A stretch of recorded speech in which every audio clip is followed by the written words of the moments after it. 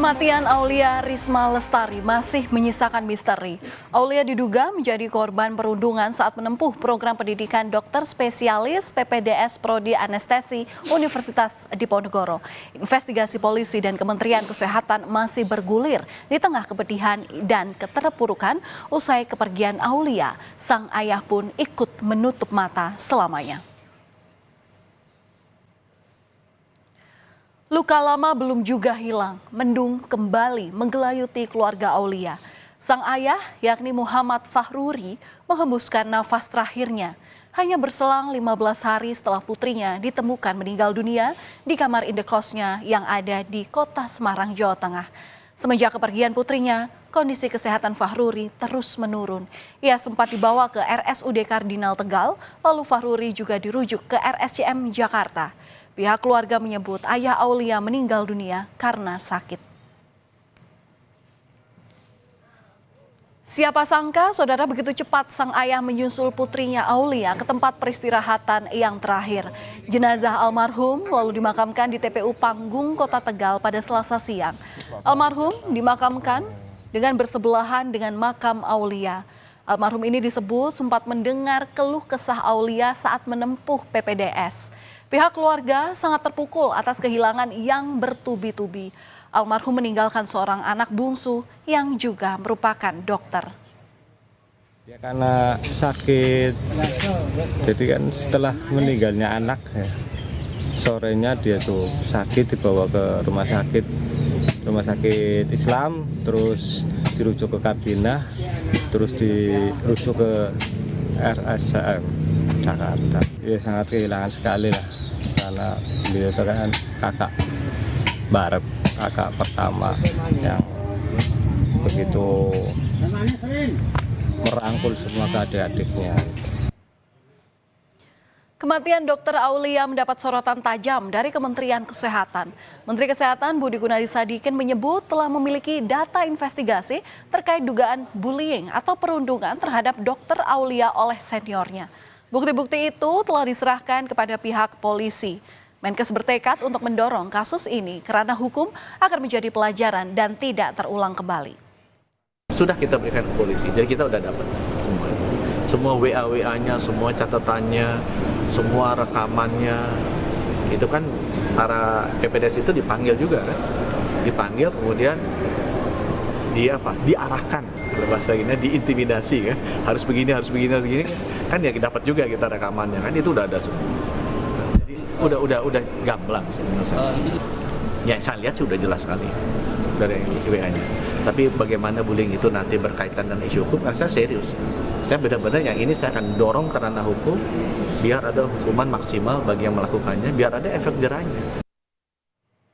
Di sisi lain, Universitas Diponegoro menegaskan tidak ada perundungan yang dialami oleh Dr. Aulia Risma Lestari.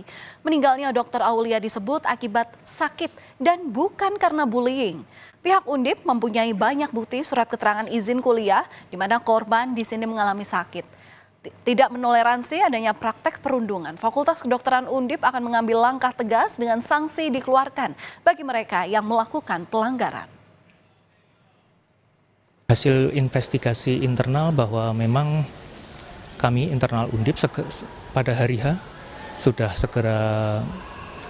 segera merespon dengan melakukan investigasi internal, dan kami menyatakan, membuat statement bahwa tidak ada perundungan yang terjadi pada almarhumah. Memang betul kami menerima beberapa kali surat izin permohonan sakit untuk tidak mengikuti pendidikan. Saudara, kematian Dr. Aulia mengundang pertanyaan publik dan beginilah. Aulia ditemukan meninggal dunia di kamar indekosnya pada 12 Agustus lalu. Semuanya berawal dari kecurigaan sang kekasih yang tak bisa menghubungi Aulia. Kemudian saat diperiksa atau dicek di kamar indekosnya yang ada di kawasan Lempong Sari Gajah Mungkur, Semarang, kamar Aulia dikunci dari dalam. Ibu indekos tak bisa membuka pintu dengan kunci cadangan karena kunci menggantung dari dalam. Akhirnya dengan bantuan tukang kunci, pintu berhasil dibuka. Aulia pun ditemukan sudah meninggal. Polisi menyebut korban ini kerap bercerita ke ibunya betapa beratnya pendidikan yang tengah ditempuh yang tertuang dalam buku harian. Lalu berembus kencang dugaan bunuh diri. Pasalnya, dari penyelidikan sementara saat olah tempat kejadian perkara, polisi menemukan jarum suntik yang masih ada cairan yang diduga merupakan obat anestesi. Diketahui obat keras itu tidak boleh disuntikan secara langsung ke tubuh, melainkan harus melalui infus. Polisi juga menemukan kejanggalan lain. Pasalnya, dosis obat itu melebihi aturan, yakni sekitar 3 ml. Salah satunya adalah jarum suntik, yang dimana jarum suntik tersebut ini masih ada isinya sekitar berapa cc, yang dimana yang disuntikan ke dalam tubuh korban sendiri ini adalah yang diduga adalah obat anestesi ini sendiri. Ini sebenarnya ini obat keras, yang dimana ini merupakan obat harus resep dokter, yang dimana penggunaannya informasi yang kami dapat itu tidak langsung disuntikan ke dalam tubuh manusia. Berbeda dengan hasil penyelidikan sementara polisi bahwa korban ini diduga bunuh diri oleh pihak keluarga dengan membantah. Kuasa hukum keluarga korban menjelaskan almarhumah ini memiliki riwayat penyakit saraf terjepit yang jika kelelahan akan terasa sakit. Dalam keadaan darurat, almarhumah menyuntikkan obat anestesi ke dirinya sendiri untuk mengurangi rasa sakit itu. Yang meninggal dunia karena bunuh diri itu tidak benar sekali. Termasuk kaitannya almarhumah mengeluh atau depresi ataupun tidak, itu tidak benar. Yang benar adalah almarhum memang punya riwayat penyakit dan pada waktu meninggalnya almarhum itu mungkin penyakitnya kambuh, dia berusaha mungkin untuk pertolongan pertama ya karena pegang alat anestesi itu, karena mungkin di bekasnya itu kurang lebih ada 2 atau 3, mungkin kebanyakan yang akhirnya dia nggak kuat meninggal dunia. Untuk mengusut tuntas kasus Aulia, polisi memeriksa rekaman kamera pemantau atau CCTV di lokasi kamar indekos Dr. Aulia. Polisi juga akan memeriksa beberapa rekan kerja dan lingkungan pertemanan korban. Selain itu, polisi juga datang ke rumah korban yang ada di Tegal untuk mencari catatan tulisan tangan Aulia supaya bisa dicocokkan dengan catatan yang ditemukan di tempat kejadian perkara.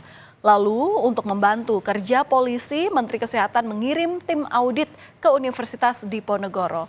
Investigasi juga dilakukan oleh Ikatan Dokter Indonesia. Saudara, kasus yang menimpa Aulia memunculkan dugaan praktek perundungan memang terjadi di lingkup pendidikan kedokteran. Menteri Kesehatan Budi Gunadi Sadikin menyebut beberapa bentuk bullying terhadap peserta PPDS. Menkes bilang salah satunya jika di ruang operasi PPDS yang bekerja, sedangkan dokternya hanya datang 5 menit pertama lalu ditinggalkan. Sehingga patient safety menjadi isu. Disinggung soal kedok dan dalih membangun ketahanan mental, Menkes menegaskan banyak cara untuk melatih mental tanpa harus dibully. Terbaru, Saudara, Fakultas Kedokteran Universitas Padjadjaran memecat 2 dokter residen senior yang diduga melakukan perundungan terhadap juniornya di Rumah Sakit Hasan Sadikin, Bandung. Data kajian etik dan hukum perundungan oleh dosen atau konsulen kepada peserta didik Fakultas Kedokteran Unpad ini mengungkapkan adanya fakta dugaan perundungan. Fenomena bullying mulai terdeteksi pasca COVID-19, di mana Fakultas Kedokteran Unpad ini juga membenarkan di dalam perundungan tersebut ada unsur pemerasan. Sehingga perkara ini termasuk dalam perundungan kategori berat. Jika diinvestigasi oleh tim, kita dapatkanlah 2 pelaku bullying yang kita anggap ini berat gitu.